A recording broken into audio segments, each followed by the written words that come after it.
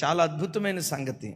నా స్నేహితుడు నాతో పాటు చదువుకున్నవాడు కూకట్పల్లిలో ఒక పెళ్లి చూపులకు వెళ్ళేటప్పుడు నా చేత ప్రార్థన చేయించుకొని వెళ్ళాడు. సరే ప్రార్థన చేయించుకొని వెళ్ళాడు. పెళ్లి చూపులు అయిపోయినాయి. ఏమైంది పెళ్లి చూపులు ఏమైందంటే ఏమైందని చెబుతున్నాం. పెళ్లి చూపులకు వెళ్ళిన తర్వాత అమ్మాయి నాకు నచ్చింది, పర్వాలేదు, నేను అమ్మాయికి నచ్చాను. సడన్గా పెళ్లి చూపుల మధ్యలో లేచింది, కొంచెం సపరేట్గా ఒక 5 నిమిషాలు మేము మాట్లాడుకోవాలి అని అంది. నేను పక్కా పల్లెటూరులో పుట్టినోండి, ఆ అమ్మాయి కూకట్పల్లిలో పుట్టింది. సపరేట్గా మాట్లాడదామనే లోపే నా కాళ్ళు చేతులు గడగడగడ వణుకుతుంది. పక్కకి తీసుకెళ్ళి ఏం అడుగుతుందో ఏం మాట్లాడుతుందో నాకు అర్థం కాలేదు. మొత్తానికి పక్కకి తీసుకెళ్ళిన తర్వాత అంది, ఇప్పుడు నా డ్రెస్ చూశారు కదా, వాస్తవంగా అందరూ ఈ పెళ్లి చూపులప్పుడు శారీ కట్టుకుంటారు. నేను ప్యాంటు షర్ట్ వేసుకున్నా. నాకు చీర అంటే ఎలర్జీ, ఎప్పుడు ప్యాంటు షర్ట్ మీదే ఉంటా. నీకు ఇష్టమేనా అని అడిగిందంట. సరే ఇది హైదరాబాద్ కాదమ్మా, నేను ఎందుకు కాదంట, నీ ఇష్టమే కానీ అని అన్నాడంట. రెండోది, నేను పలానా చోట ఉద్యోగం చేస్తా, నా జీతం ఎంతో నీకు చెప్పను, నీ జీతం ఎంతో నేను అడగను, నా అకౌంట్ నాదే, నీ అకౌంట్ నీదే, నా డబ్బులు లెక్క అడగొద్దు, నీ డబ్బులు నేను ఎక్క అడగను, దీనికి ఓకేనా అన్నాడంట. వీడి గుండెలో రాయిబడినట్టు అయిపోయింది. సరేలే కాదు అంటే అంత ఓపెన్గా ఏమైపోతానని మెల్లిగా అన్నాడంట. ఓకే హైదరాబాద్ కదా, హైదరాబాద్లో అంతే అని అనుకున్నాడంట. మూడవది, నేను హైదరాబాద్లో పుట్టి పెరిగా, నేను పలానా ఇంజనీరింగ్ కాలేజీలో చదివాను. నా ఫ్రెండ్స్ కొంతమంది ఉన్నారు. ఈ ఫ్రెండ్స్లో గర్ల్ ఫ్రెండ్స్ కొంతమంది ఉన్నారు, బాయ్ ఫ్రెండ్స్ ఇంకెక్కువ ఉన్నారు. అప్పుడప్పుడు నా బాయ్ ఫ్రెండ్స్తో కలిసి సినిమాలకు వెళ్తా. నువ్వు అడగకూడదు, ఇది నీకు ఇష్టమేనా అని అందంట.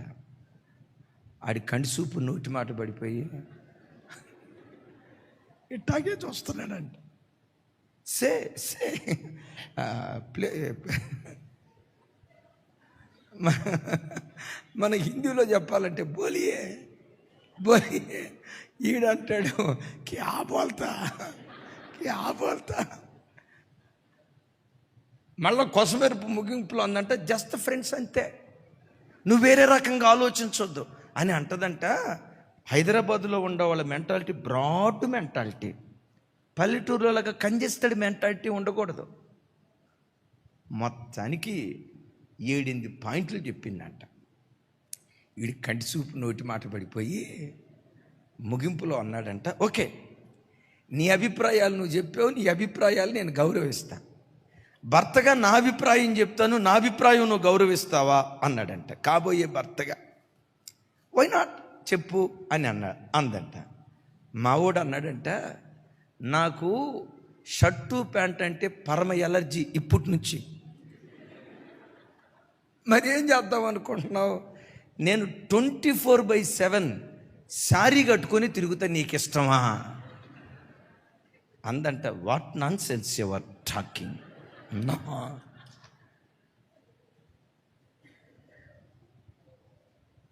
నేను మీకు అకౌంటబుల్. వీటన్నిటికి మించి దేవునికి లెక్క చెప్పాలి. ఈ లోకంలో ఎవడైనా దానికి నేను లెక్క చెప్పేదేంటి, వాడికి నేను లెక్క చెప్పేదేంటి, భార్యకి లెక్క చెప్పేదేంటి, మా అమ్మ నాన్నకి నేను లెక్క చెప్పేదేంటి అని అనటానికి వీలు లేదు. ఎందుకో తెలుసా? ఒక దినము రాబోతుంది, ఆకాశం క్రింద భూమికి పైన బ్రతుకుతున్న ప్రతి మనుష్యుడు దేవుని ఎదుట మోకాళ్ళుని మాట్లాడిన మాటను బట్టి, చేసిన పనును బట్టి, నడిచిన నడకను బట్టి దేవునికి లెక్క అప్ప చెప్పాల్సి ఉంది. అక్కడ కూడా వెళ్ళి దేవుని దగ్గర నేను లెక్క చెప్పను అని అన్నామనుకో, ఒరే నీకు ఆల్రెడీ లెక్క కట్టేలేరా, పద. చూడండి, ఈరోజు పిల్లల పరిస్థితి, లోకం పరిస్థితి ఏమైపోయిందంటే ఎవరికి వాళ్ళు ఇండివిజువల్ లైఫ్ అయిపోయింది. జవాబుదారితనం లోపించిన దినాల్లో బ్రతుకుతున్నాం.